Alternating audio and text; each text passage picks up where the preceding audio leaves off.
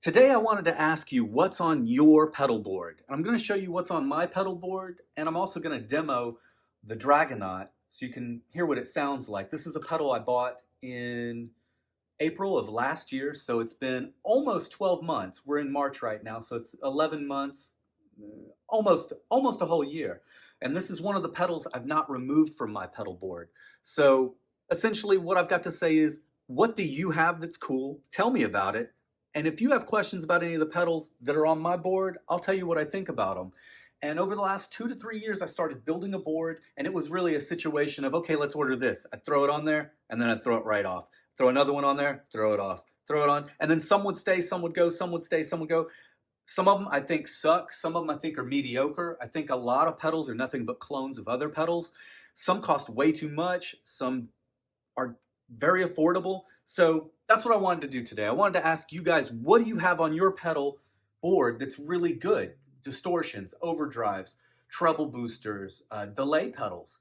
And I'm going to show you what I have on my board right now. And after I stop rambling, I'll show you some sound samples of this, because back when I got this, I was excited about it for a while after I got it. And then I made some sound samples to send to Mark over at the Distortion Principle so he could hear it. Because we talk about gear all the time, so I wanted to show him. I was like, yeah, this shit sounds fucking cool. So let me make you a video or something for it. So anyway, that video has just been sitting in my computer for a few months, and it's really just a bunch of noodling and nonsense, but you can hear the pedal very well in it.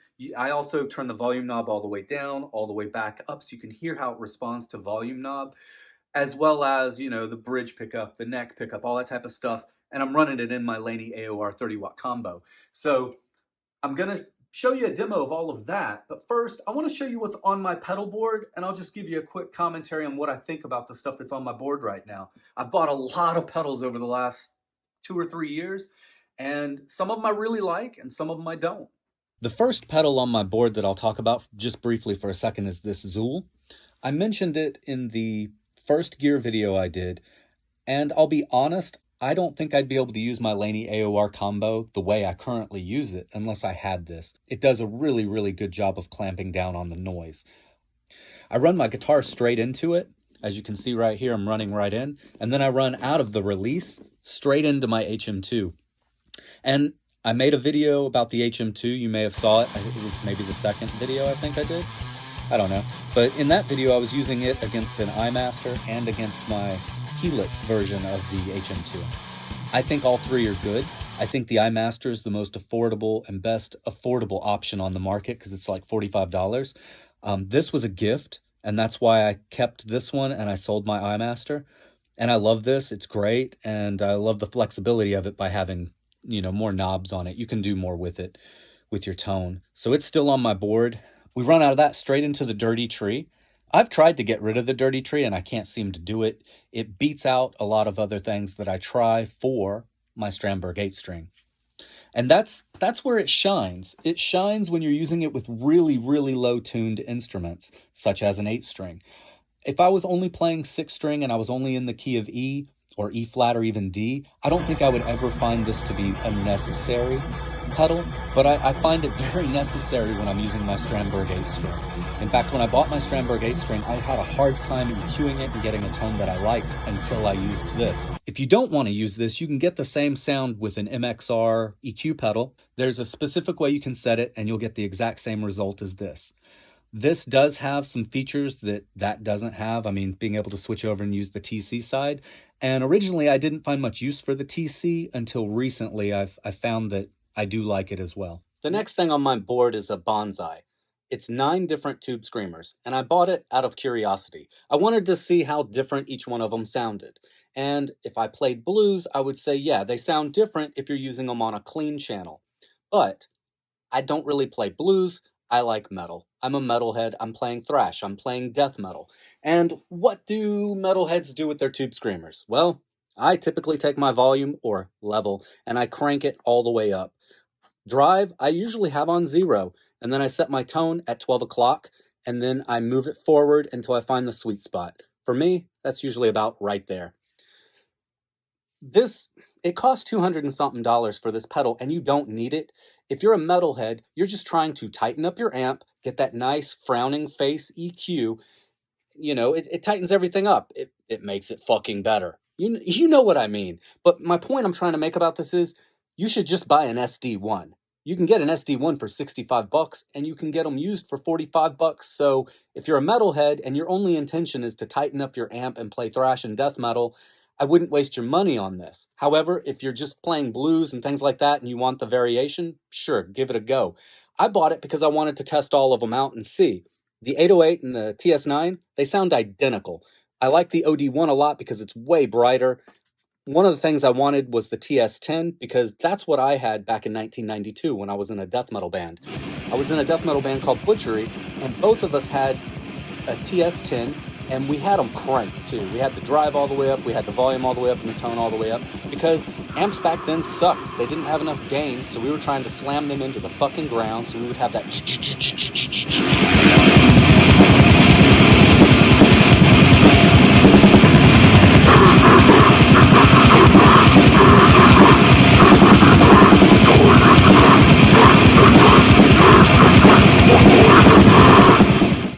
Okay, so now I'm going to move over to these two.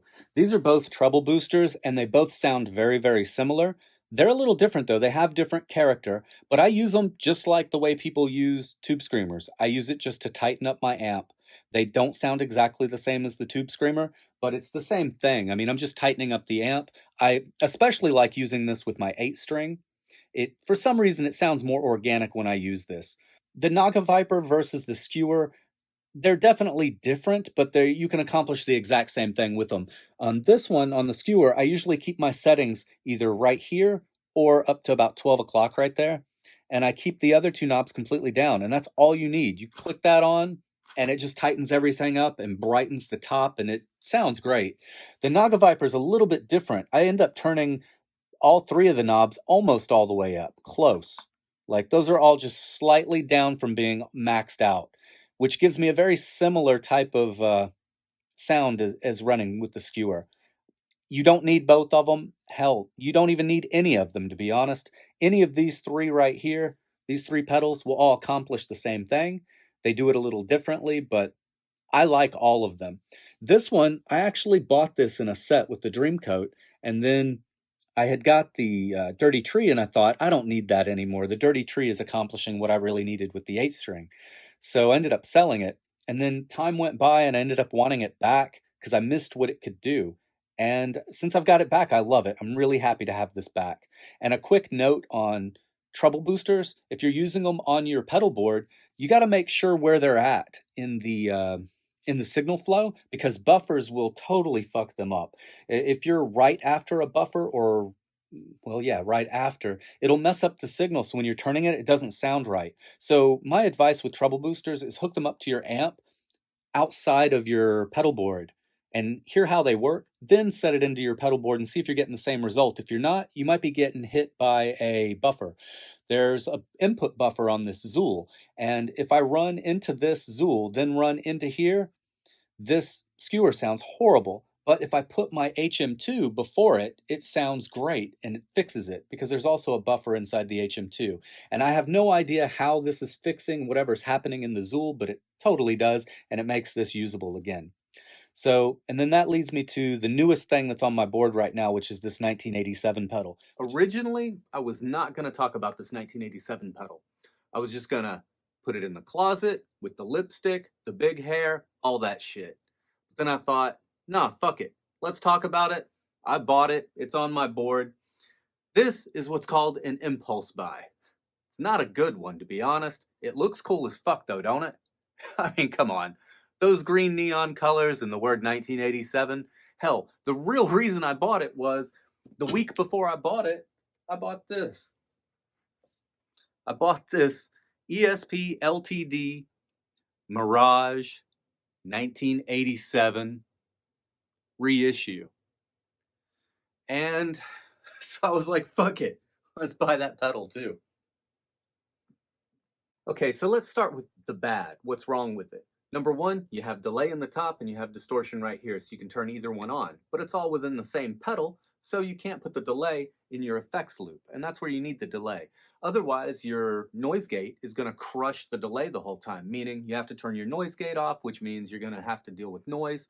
However, with all of the bad things I want to say about this, and this is clearly an impractical buy right here, it's around 200 bucks, and your money would be better spent if you just bought that Jeff Loomis pedal, which I did buy. I bought the Jeff Loomis pedal, and you get entered in a sweepstakes to win a guitar, and like a dumbass, I canceled that shit. But that was a usable pedal. Why? It had a boost. It had an overdrive, it had delay and reverb, and you could do 4-cable method, meaning you're not going to crush anything with your noise gate. Everything was where it needed to be.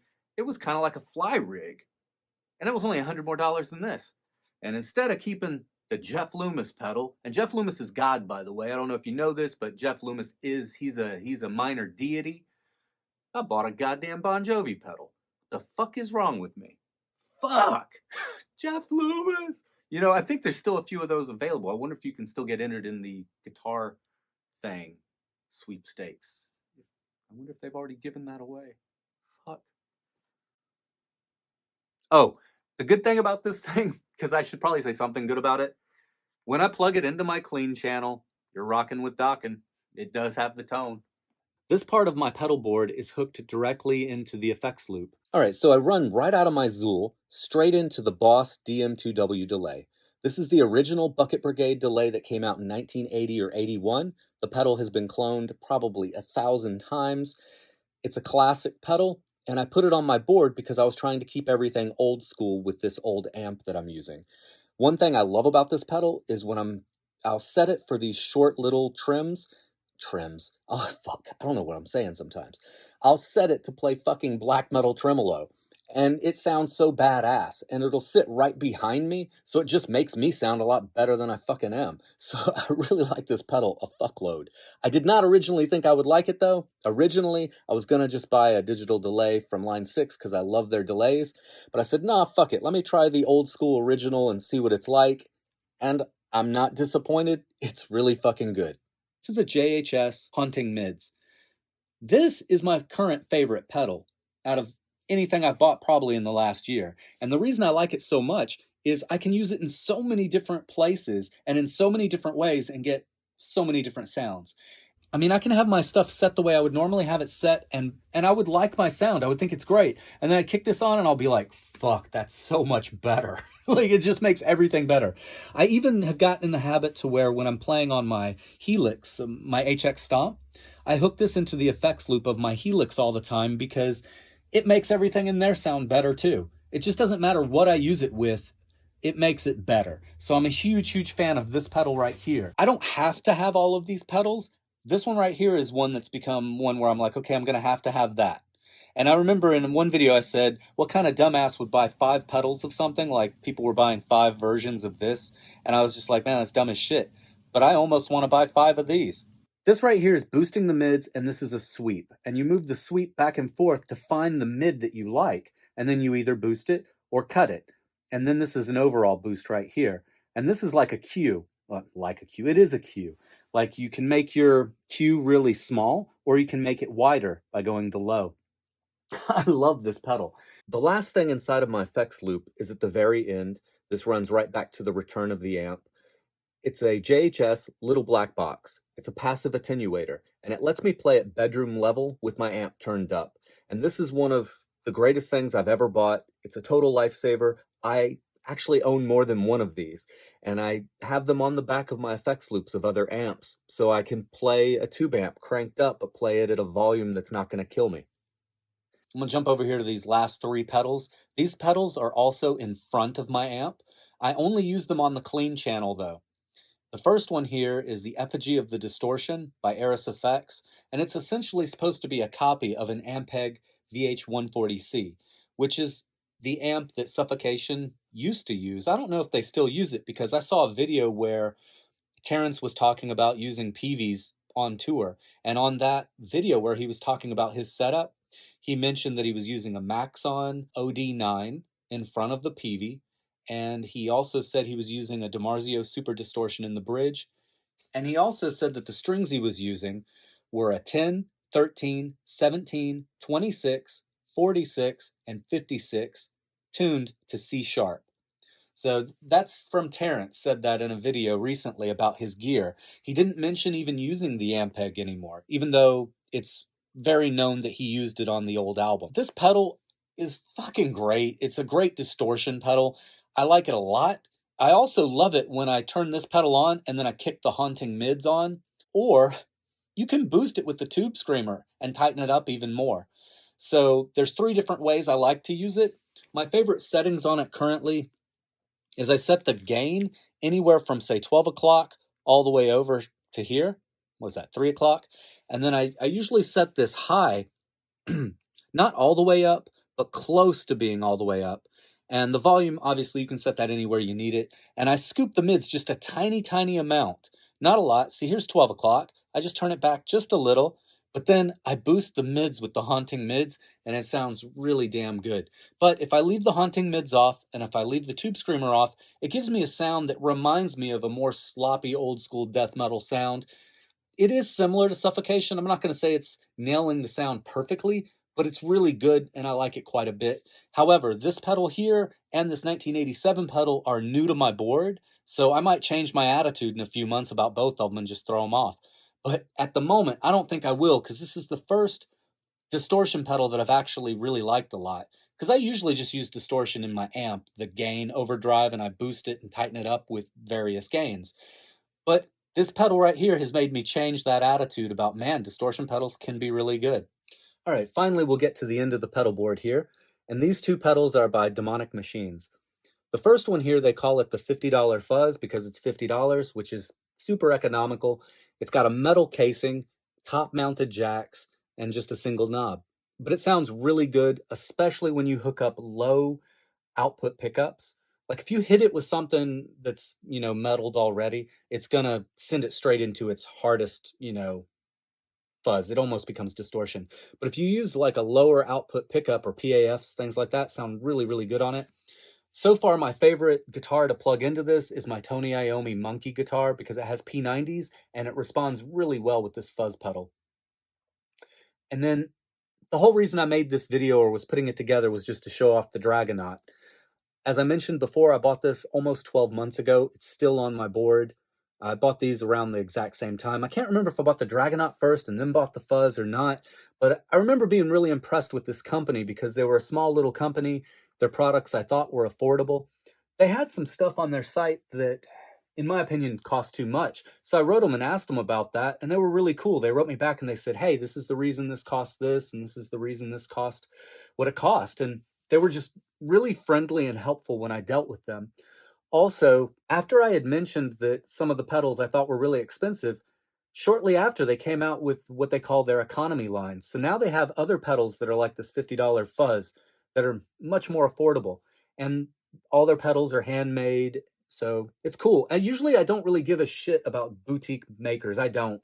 Because I think a lot of the boutique people are just ripping everybody off. They're cloning stuff, and there isn't much originality. But if a company comes along and they're doing something that I really like, or I really like the sound, or they're making something affordable like this right here, I'll get behind that. So anyway, I've probably rambled way too much about the pedals on my board, but I'd just like to say too about the pedals that are here currently. I have gone through a lot of pedals over the last 3 years trying to find pedals that I really, really liked. All of these are keepers. I mean, obviously this one's new, the Suffocation pedal, and the 1987. But the other ones, I haven't been able to get rid of them. So enough of my rambling about all of this. Let me just tell you, in the video here, I'm going to do the Dragonaut. I don't play anything special. I'm just doing some random noodling on the guitar, but you'll definitely be able to get a good idea of what you can, what kind of tones you can get from it. I am, however, using the Edwards guitar with the bare knuckle pickups, which are pretty fucking hot. So keep that in mind. Let me know if this is a cool way to do a video so I can just show you stuff I own. Because if you guys have questions about any of these pedals, just ask me in the comments about them and I'll tell you my honest opinion of what I think of these pedals. Anyway, see you later. I was halfway through making this video on the Dragonaut when Mark told me that he spoke to Demonic Machines and they're giving him a Dragonaut to give away. So I thought I would tell you because my video is going to be out before his video. And it's going to be about 4 weeks from now, and he's going to give one of these away. So you should probably go over there and try to get one for free. And your odds of winning are pretty fucking high because that dude only has 1,000 subscribers. Usually when you enter a contest, you know you're dealing with all these motherfuckers and you know you won't win because nobody ever wins shit in life. But when you're only dealing with 1,000 people, somebody's gonna win that shit. So I'm just letting you know, go over there to the Distortion Principle because one of these Dragonauts is gonna be given away within the next 4 weeks. And he's got one of the fucking new ones. Mine's a big one. The new ones are smaller, have more room on your pedal board. Anyway, it's a free fucking pedal, and you're here checking out the Dragonaut anyway, so if you want one for free, go over there and you might get one for free. Now I'll stop talking all my stupid bullshit, and I'm just gonna noodle for a long time and bore the fuck out of you while playing this.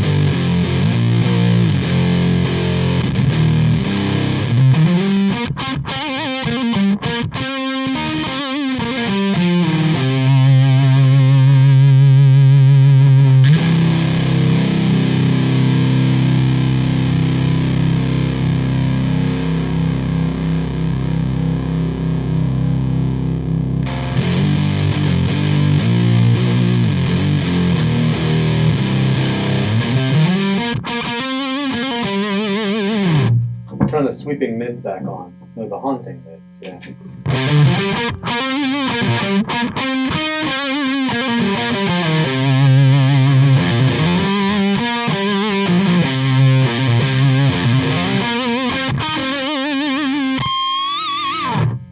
Turning haunting mids off.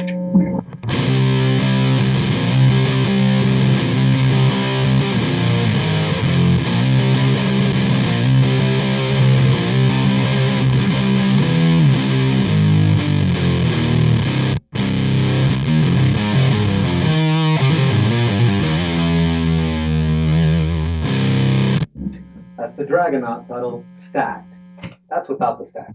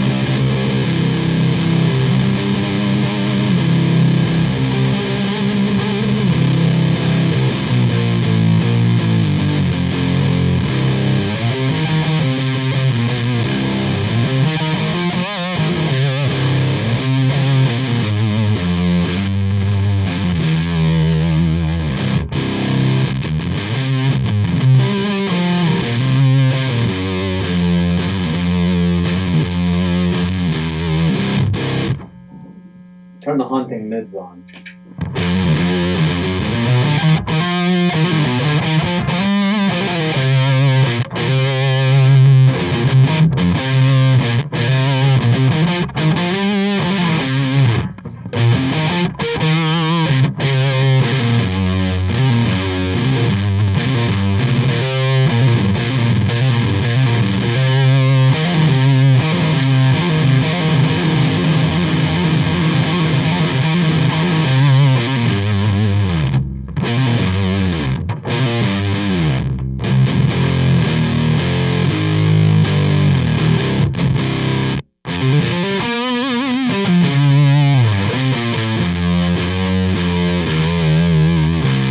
Haunting mids off.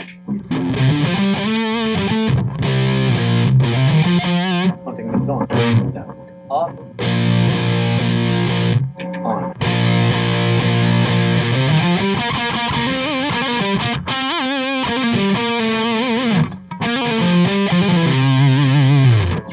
Back off.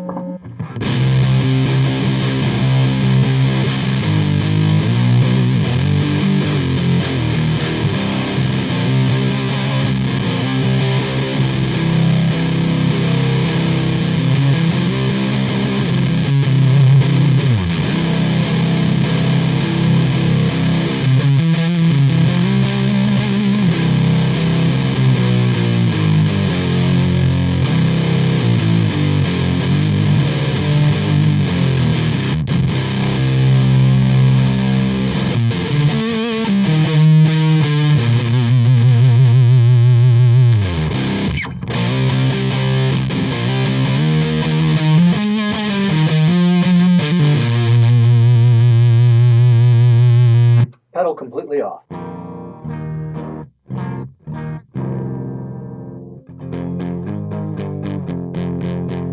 First stack. That's a lie, that's both stacks. Alright, pedal completely off.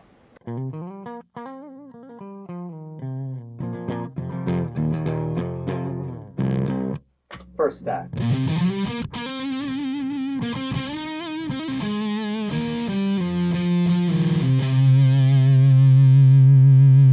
Stack number 2.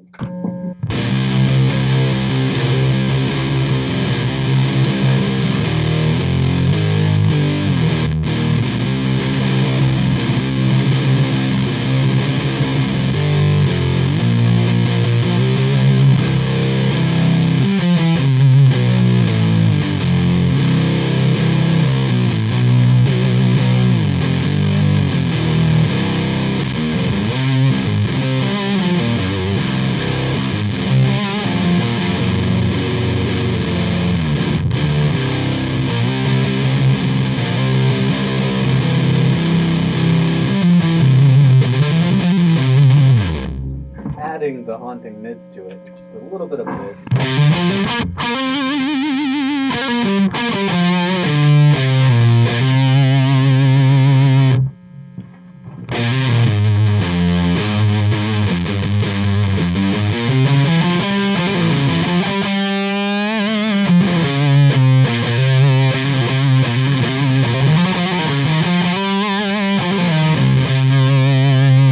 Haunting Mids back up.